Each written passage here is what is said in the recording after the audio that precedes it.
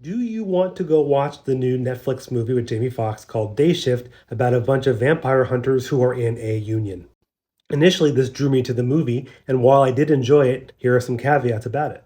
Initially, you're meant to feel sympathy for Bud, Jamie Foxx's character, because he needs to come up with $10,000 to prevent his family from moving to Florida.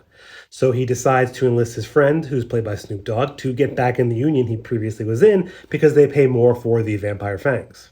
Now, in theory, the union is better, but what they are also shoveling down your throat is the fact that unions are overly complicated. They take all of your money from dues, it's extremely hierarchical, and it really isn't that beneficial to you in the end. They even have Dave Franco's character spying on the Bud, Jamie Foxx character, to prevent him from making mistakes where they could then boot him from the unit again. It's really a not so subtle nod to the current anti union busting we see at big corporations like Starbucks and Amazon, to name a few.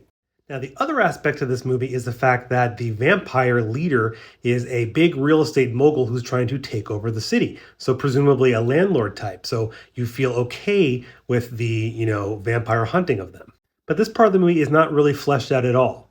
There could have been a lot more done in this movie to make it more obviously pro union, but let's face it, they're not going to put a pro union movie about vampires on Netflix or anywhere for that matter. That said, it is a pretty fun movie to watch on the weekend or night when you've had a little bit of tea or a couple of drinks.